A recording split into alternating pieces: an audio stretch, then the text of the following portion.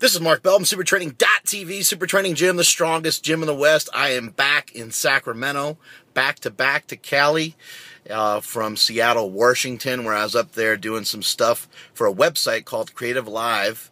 I was doing some stuff for Tim Ferriss, who has a new book coming out called The 4-Hour Chef. Has some pretty cool stuff in it. It's not just a cookbook. It's about healthy living, learning, all different kinds of things. Anywho's, we got questions to answer here at the Power Project, which is sponsored by HowMuchYouBench.net and the only strength magazine in the world, thepowermagazine.com. Let's see. Question number 1 is in regards to an injured lower back. This comes from the YouTubes. By the way, this is becoming very viral, the YouTubes. I shared it with many rich folks up there in Seattle, Washington, and now they are on it. These are people that have blogs and logs and all kinds of different things on the interwebs, and so the YouTubes will become a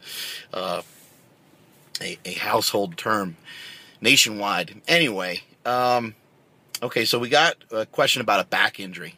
This guy said he somehow managed to hurt his back. Not even really sure how he hurt his back, but he's sure that he hurt it, and it hurts, and he wants to know what to do about it.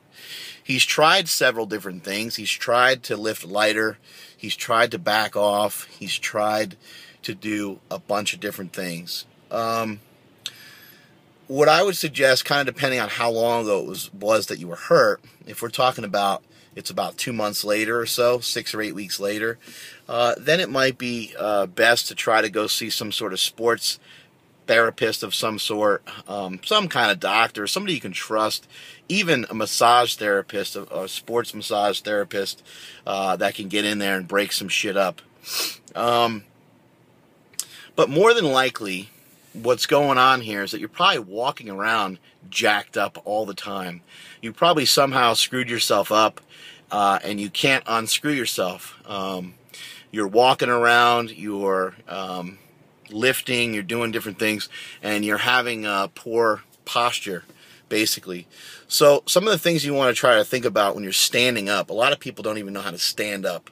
And I know that sounds pathetic, and I know that you're probably highly insulted by me telling you that you don't even know how to stand up. However, there's some things you want to try to keep in mind when you're standing. You want to actually flex your butt a little bit. You want to externally rotate. You want to try to screw your feet into the floor, just like you're about to do a squat, except for the difference here is we're not under load, we're not under weights, so you don't need to get yourself super tight, but you do want to position your hips forward. Your hips should be basically underneath your shoulders at all times, whether you're walking or whether you're going upstairs, or no matter what you're doing. Even like in the case of like a squat or deadlift, you want to try to have your shoulders back by where your hips are. So you're probably standing wrong, number 1. You're probably also sitting pretty shitty as well. So just try to do some little things to work on your posture. You don't need to stand like a robot, and you don't need to have the beginner stance either that you see some people have. You simply just need to kind of pick your chest up a little bit, turn your stomach muscles on a little bit, turn your butt on a little bit, and flex and clench those things up. Now, that's all the dumb shit, right? That's all like the basics. How to stand and how to sit, right?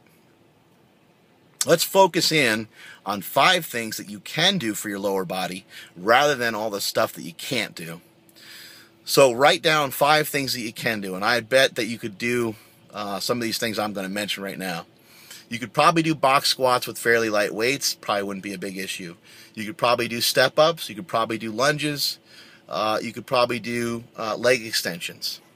So there you have a couple exercises right there. Trying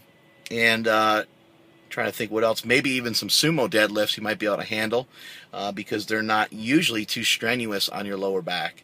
I'd also suggest putting a belt on a little bit earlier in your training session.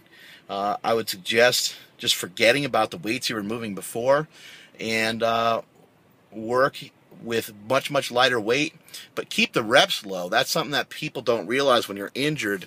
When you're coming off an injury and you start to feel better, you want to rebuild by using high repetition.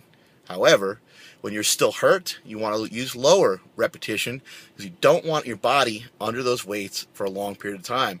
You don't want any falls, you don't want or flaws, you don't want anything to falter while you're underneath those big weights. So, or even submaximal weights. You don't want any flaws in your technique. You want your technique to be perfect so you don't re-injure yourself. Also, at this time would be a good time to hammer some ab work. Stretch your hips, get into those hips. Go on mobilitywod.com for that information. Look up a bunch of different ways on stretching your hips. If you go on the YouTubes and you type in Mark Bell and Kelly Starrett, you will find me hijacking the mobility project done by Kelly Starrett, and I do a hip mobility stretching session that I think I utilized before a deadlift session. So you got to really open up those hips. You're more than likely having some issues with your hips, and so work on that. You can roll around a foam roller and stuff too, but if you're really hurt, I ain't gonna do shit. You'll feel better, you'll feel okay, but not gonna do a lot. Ice and heat. You got a hot tub. I have a slinger tub from all the slingshot sales. I have a hot tub that I get into at least twice a day. That thing does wonders for me and for my back. Let's see. We got another question to get to. And this one is in regards to squatting wide. We had Jesse Rogers out here from Tennessee, and he was talking about squatting wide. Wide. W-I-D-E, wide. But he has a little slightly different accent, so he kept saying wide. I like to squat wide. When you're squatting wide, squats, your question is, should you squat wide if you're a raw lifter? And I would say, wide is kind of a relative term. Each person's a little bit different in terms of how wide they go. However, I do not think that a raw lifter should push going out too wide. There is too wide. You can get hurt. You can go too wide. So what I would suggest, though, in order to build up the hips and to get into the hips and train up some of the other muscles, I would suggest that you go back and forth between the two. Also realize that something like a box squat is a different type of squat than a regular squat. They don't look the same for most people. For some lifters, they look very similar. For some geared lifters, they look very similar to the way they lift in their briefs, to the way they lift in the meet without the box.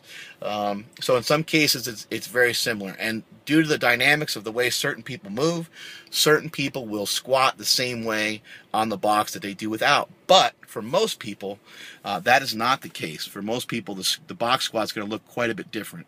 What I would say, if I was a raw lifter, and I'm not, but if I was a raw lifter, I would use a lot of close stance squatting for training, and try to build up my quads and build up some of the different muscles, some of the different benefits that you get from a closer stance. But on occasion, maybe every other week or so, or maybe once a month, I would do some box squats, and whenever I did a box squat, I would squat wider. That's my 2 cents on that. But I have seen a lot of people try to go wide, and I've seen a lot of people get hurt that way. You also had another question about pulling your lat during a deadlift session. I would suggest to you that you build up your upper body. A lot of times the upper body's not on board with what your lower body's trying to do, and that's why people's deadlifts sometimes suffer. They don't have the grip strength, the forearm strength. They don't have the strength in their traps and in their back, their upper back, to maintain proper position and to finish out those weights. So for you, build up your lats, hit the lats hard, work on hypertrophy, win that hypertrophy. Lat pull downs, rows, movements like that. You got to really work on that insertion back into the shoulder and lat area. You got to really hammer that hard and build that up, and just turn your arms into giant mechanical hooks, so you don't get hurt on the deadlifts. You don't hurt your lats anymore. And that is it from supertraining.tv.